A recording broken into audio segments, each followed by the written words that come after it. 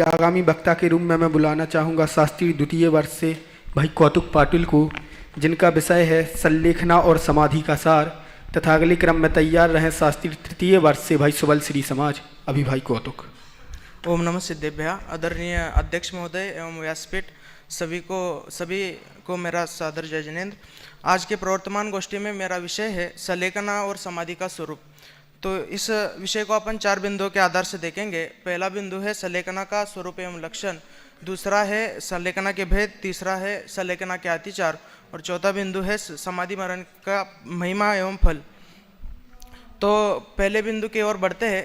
तो संलेखना का लक्षण एवं स्वरूप के बारे में देखेंगे। रत्नकरण श्रावकाचार में आचार्य समंतभद्र इस संबंधित एक श्लोक लिखते हैं, उपसर्गे दुर्भिक्षे जर सिरुजायाम चन्य प्रतिकारे धर्मायतनु विमोचन माहु संलेखना माया। इसका अर्थ इस प्रकार है कि जिसका कोई इलाज नहीं दिखता हो, मिटाने का कोई उपाय नहीं दिखता हो, ऐसा उपसर्ग आ जाने पर, दुर्भिक्ष अर्थात अकाल आ जाने पर, वृद्धावस्था आ जाने पर, रोगादि हो जाने पर धर्म की रक्षा के लिए जो देह का त्याग किया जाता है उसको ही संलेखना कहते हैं।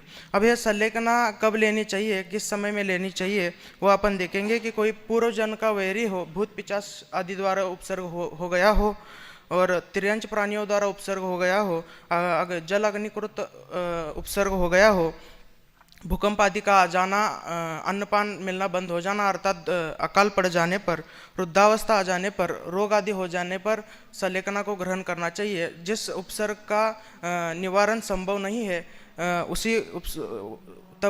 तभी संलेखना को ग्रहण करना चाहिए। अब यह संलेखना के प्रारंभ में क्या करना चाहिए, संलेखना की प्रारंभिक प्रक्रिया क्या है, वो अपन देखेंगे कि संलेखना के प्रारंभ में जो अपने स्नेही अर्थात परिवार के लोग होते हैं, परिजन अर्थात मित्र आदि लोग होते हैं, परिग्रह अर्थात किसी वस्तु से परिग्रह होता है, तो इन सभी का त्याग करके स्वजन और परिजनों से हित रूप वचन बोलकर क्षमा मांगकर क्षमा ग्रहण करना चाहिए। क्योंकि सम्यक दृष्टि के स्नेह तथा वैर दोनों का अभाव होता है, इसलिए ममत्व भाव को छोड़कर संलेखना को ग्रहण करना चाहिए। और यदि किसी की धन संपत्ति आदि छीन ली हो, जमीन आदि पर कब्जा किया हो, तो उसे प्रसन्न मन से वो वापस करना चाहिए। और अपने मित्र और कुटुंबी जनों को भी यह कहना चाहिए कि आपका और मेरा संबंध मात्र इस देह से संबंध था, अतः वो भी विनाशिक है, अतः उनसे भी राग छोड़कर क्षमा मांग के उनसे भी क्षमा ग्रहण करना चाहिए। क्योंकि जीवन में जिसका संयोग हुआ है उसका वियोग अवश्य होगा, इसलिए पर से बुद्धि हटाकर अपने अविनाशी अखंड ज्ञान स्वरूपी आत्मा में ही लीन होना चाहिए। यही संलेखना की प्रारंभिक प्रक्रिया है। अब संलेखना के इच्छुक को क्या करना चाहिए, जो संलेखना की इच्छा करता है उसको क्या करना चाहिए कि किसी निर्दोष वितरागी गुरु के पास जाके आलोचना करके मरण पर्यंत तक पूर्ण महाव्रतों को ग्रहण करना चाहिए।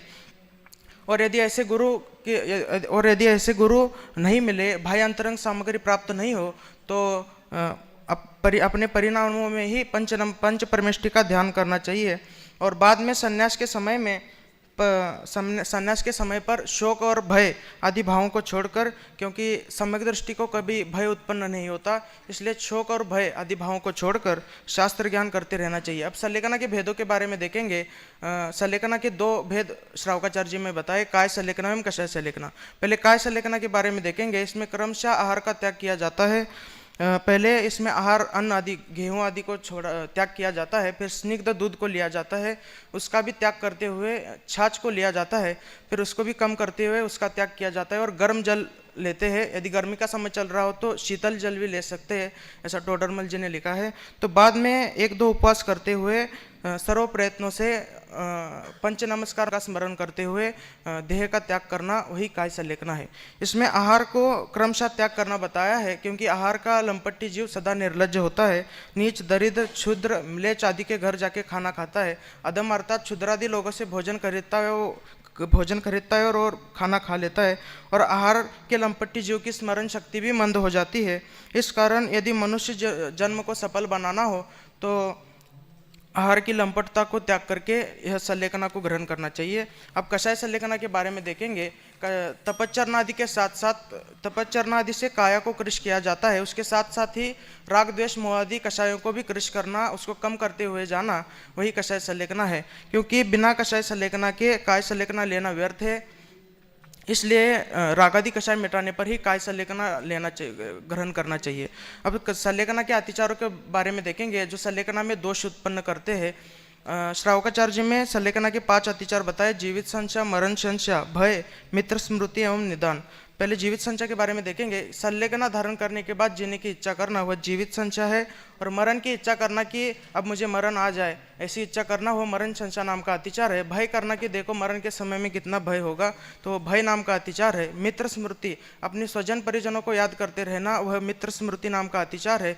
निदान अर्थात आगामी पर्यायों में स्वर्गादि भोगों की चाह करना, वह निदान नाम का अतिचार है। तो इन अतिचारों का त्याग करके शुद्ध ज्ञायक भाव का ही अवलंबन करना चाहिए, क्योंकि ये अतिचार सल्लेखना को मलिन करने वाले हैं। अतः इन अतिचारों का पूर्ण रूप से त्याग करना चाहिए, क्योंकि समाधि मरण की। और अब समाधि मरण की महिमा और फल के बारे में देखेंगे। लोक में तप, व्रत, संयम के अनेक फल बताए। ऐसे ही संन्यास मरण लेकर जो उसके तप फल के स्वरूप में देवलोकादि की प्राप्ति हो जाती है, उसके मिथ्या दृष्टि भी तप के प्रभाव से ही नैवेग रेवेग तक अहमिंद्र बन जाता है। तप के फल से ही उसका अंत समय समाधि में चला जाता है, और उसी के फल स्वरूप में चक्रवर्तीपना, नारायणपना आदि अनेक प्रकार के फल उसको प्राप्त होते हैं। इतना ही नहीं तो सर्वदर्शी देव भगवान भी उसकी प्रशंसा करते हैं। देवसेन आचार्य ने बताया कि जो शास्त्रोक्त समाधि लेता है वो 5 भव के अंदर नियम से मोक्ष चला जाता है। मृत्यु महोत्सव पाठ में समाधि मरण को उपकारक कहा, उत्तम दातार कहा, आनंद को देने वाला कहा, शरीर रूपी बंदीगृह से मुक्त करने वाला कहा, कल पुरुष और मित्र के समान कहा। ऐसे अनेक उपमाएं देके वहाँ समाधि मरण को स्पष्ट किया। इस प्रकार सल्लेखना के अत्याचारों का त्याग करके अपने आत्मा में ही लीन होना चाहिए और समाधि पूर्वक निःश्रेयस अर्थात निर्वाण को प्राप्त होना चाहिए। इसी भावना के साथ मैं अपने बात को विराम देता हूँ। जय जय।